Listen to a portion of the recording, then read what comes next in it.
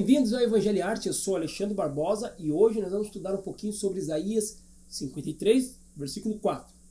Esse versículo tem dado margem, tem sido base para muitas discussões por aí e também para se criar em alguns corações a expectativa de cura ou de libertação de enfermidades e para dizer que crente não fica doente, que crente não pode ficar no hospital. E aí nós vamos ver realmente se é isso que o texto está dizendo. Uma dica que eu já dou logo de cara é que você nunca estude sobre um princípio bíblico ou uma doutrina bíblica sem olhar de forma ampla os textos que falam sobre o mesmo assunto. Se você olhar um versículo isolado, você corre o risco de não entender nada. Ou pior, de entender errado aquilo que a Bíblia não está dizendo. A Bíblia está dizendo uma coisa e está pensando que é outra. Tá? Baseado nesse tipo de pesquisa, nesse tipo de estudo, muita gente está criando doutrinas e princípios e rituais e até cultos de forma fora do padrão bíblico por falta de entendimento, já que em vez de estudar amplamente sobre um recurso, sobre uma afirmação bíblica, sobre um princípio, ela lê só um versículo. Teve um cara aí, eu não me lembro agora o nome, mas eu vi o próprio dizendo nas redes sociais, no YouTube, que ele dizia assim, que Deus varrerá a iniquidade de Israel. Baseado nesse texto, o cara começou a vender vassouras para a igreja, vassouras abençoadas, que custavam mais de 100 reais. Né? E o povo, por falta de conhecimento, falou, mas está escrito mesmo que Deus varrerá a iniquidade de Israel. Gente, esse texto chega a ser absurdo. Mas tem texto que, esse ainda é um pouco claro, né? Mas tem texto que, tipo assim, parece que é mesmo, mas quando você vai entender o princípio, não é bem assim. Isaías 53 diz que Jesus levaria as nossas enfermidades e nossas dores. O que isso quer dizer? Que nós não ficamos mais doentes, que ficamos doentes, mas que no futuro seremos curados, que se orar vai curar, ou que essa cura é só na questão espiritual, não é na questão física. E aí, como é que fica? Tá? Para a gente entender esse texto, tá, de forma clara, eu sugiro que você abra sua Bíblia agora no livro de Mateus. Bom, no capítulo 1 de Mateus, nós vamos ver a genealogia. Mateus se preocupou em escrever a genealogia de Jesus Cristo, lógico que ele deve ter pesquisado para fazer isso, ele não fez a olho, para testificar que aquele Jesus era realmente o Messias. Muitos homens haviam se levantado antes de Jesus, bem antes, 200, 300, 400, vários homens, vários anos antes de Jesus, haviam aparecido outros homens se intitulando Messias. Aqui, Mateus está tomando cuidado de realmente dizer assim, gente, isso aqui é o Messias por causa das profecias que se cumpriram nele. Olha só, então ele começa com a genealogia afirmando que Jesus Cristo é da linhagem de Davi.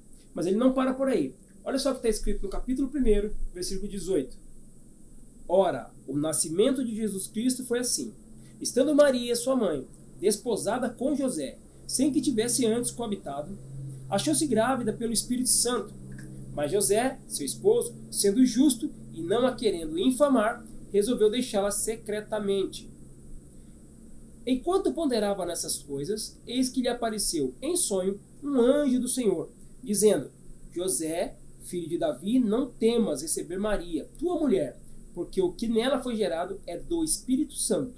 Ela dará à luz a um filho e lhe porás o nome de Jesus, porque ele salvará o seu povo dos pecados deles. Ora, presta bem atenção aqui agora, ora, tudo isso aconteceu para que se cumprisse o que fora dito pelo Senhor por intermédio do profeta. Eis que a virgem conceberá e dará à luz a um filho, e ele será chamado pelo nome de Emanuel. Então você pode ver por aqui que uma profecia se cumpre. Ele diz assim, Mateus usa a expressão, no versículo 22, para que se cumprisse a profecia, para que se cumprisse a escritura, para que se cumprisse o que fora dito pelo intermédio do profeta fulano de tal. Então, as profecias, elas são o certificado, elas são as credenciais do verdadeiro Cristo. Então, é interessante que você entenda isso, porque quando chegarmos nas enfermidades e dores, você vai entender do que eu estou falando. Tá?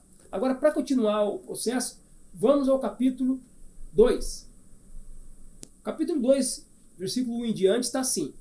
Tendo Jesus nascido em Belém da Judéia, em dias de Herodes, eis que vieram os magos do Oriente a Jerusalém, e perguntavam: onde está o recém-nascido rei dos judeus? Porque vimos a sua estrela no oriente e viemos para adorá-lo. Tendo ouvido isso, alarmou-se o rei Herodes e com ele toda Jerusalém. Então, convocando todos os principais sacerdotes e escribas do povo, indagavam deles onde o Cristo deveria nascer. Em Belém da Judéia, responderam eles, porque assim está escrito por intermédio do profeta. E tu, Belém, terra de Judá, não é, de modo algum, a menor entre as principais de Judá, porque de ti sairá o guia, que há de apacentar o meu povo, Israel. Veja que mais uma profecia se cumpre. Primeiro, nasce de uma virgem, da linhagem de Davi ali, nasce de uma virgem e vai nascer em Belém. E foi isso que aconteceu, comprovando aí que Jesus era o verdadeiro Messias. Mas também não para por aí. Continuando, vamos agora para o capítulo 2, versículo 13. Tendo eles partido, eis que apareceu um anjo do Senhor a José, em sonho, e disse: dispõe-te, toma o menino e sua mãe, foge para o Egito e permanece lá até que eu te avise, porque Herodes há de procurar o menino para o matar. Dispõe-se ele, tomou de noite o menino e sua mãe e partiu para o Egito.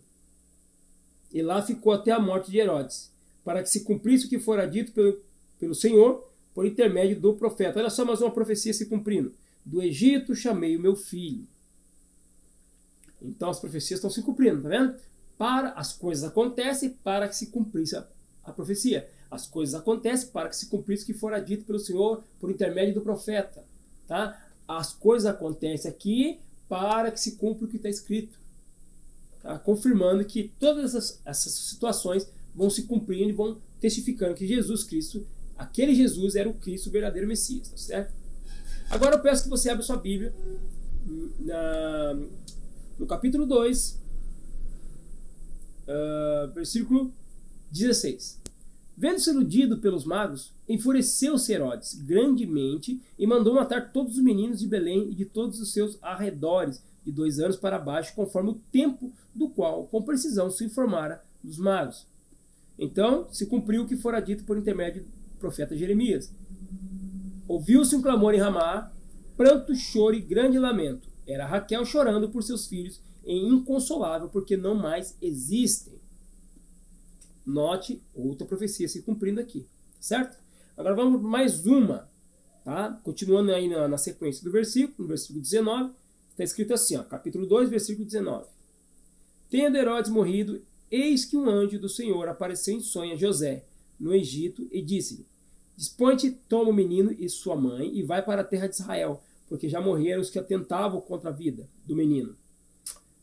Dispôs-se ele, tomou o menino e sua mãe, e regressou para a terra de Israel. Tendo, porém, ouvido que Arquelau reinava na Judéia, em lugar de seu pai Herodes, temeu ir para lá.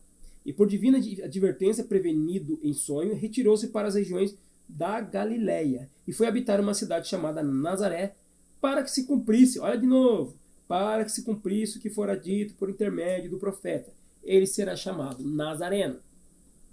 Percebe? Mais uma profecia cumprida. Vou pedir para que você agora vá lá para o capítulo. Você está aí no capítulo. Vai para o capítulo 4, versículo 12. Vamos lá? Ouvindo, porém, Jesus que João fora preso, retirou-se para a Galiléia, e deixando Nazaré, foi morar em Cafarnaum, situada à beira-mar, nos confins de Zebulon e Naftali, para que se cumprisse o que fora dito por intermédio do profeta Isaías. Terra de Zebulon, terra de Naftali, caminho do mar, além do Jordão, Galiléia dos gentios. O povo que jazia em trevas viu grande luz, e aos que viviam nas regiões de sombra da morte, resplandeceu-lhes a luz. Outra profecia sendo cumprida. Então aqui, olha só, profecias que se cumprem para testificar que aquele era o Cristo. Agora, vamos passar lá para a parte que nos interessa mais agora, que é a questão das doenças, das enfermidades. Vamos ver. Capítulo 8, a partir do versículo 16, está assim. Chegada a tarde, trouxeram-lhe muitos endemoniados, e ele, meramente com a palavra, expeliu os espíritos, e curou todos que estavam doentes, para que se cumprisse o que fora dito por intermédio do profeta Isaías. Ele mesmo tomou as nossas enfermidades e as carregou e carregou com as nossas doenças. Você percebeu? Todas as passagens que nós lemos foi para que se cumprisse a Escritura, inclusive Isaías 53. Então Isaías 53 não tem que se cumprir de novo, porque uma profecia se cumpre somente uma vez. Note que então essa profecia ela tinha uma função, ser cumprida na vida de Jesus, homem, para que testificasse, certificasse que aquele homem era o verdadeiro Messias. Então não podemos, baseado nessa passagem bíblica, esperar uma cura miraculosa, chegar alguém e prometer para ela que ela vai ser curada, porque está escrito que Jesus levou nossas enfermidades. Porque isso é um risco. Esse texto não dá base para uma afirmação dessa. Então, às vezes, você que recebeu aí uma profecia, né, alguém afirmou, você vai ser curado, porque Jesus levou sobre si as nossas enfermidades. Você que disse isso também, tome muito cuidado, porque nós temos casos na Bíblia de pessoas que ficaram doentes, né? Timóteo mesmo tinha necessidade de tomar sempre um pouco de vinho para o estômago, porque ele tinha um problema de estômago. Nós tivemos pessoas na Bíblia que passaram por situações muito piores do que ficar doente, tá? Então, cuidado com as afirmações sobre doenças, sobre curas, né? Algumas pessoas, aí você que às vezes se considera ter dom de cura, se o Espírito Santo te usa com dom de cura, cuidado para você não pegar esse texto e dizer assim que para todo mundo que você orar vai ser curado. Isso não é verdade. Por que não é verdade?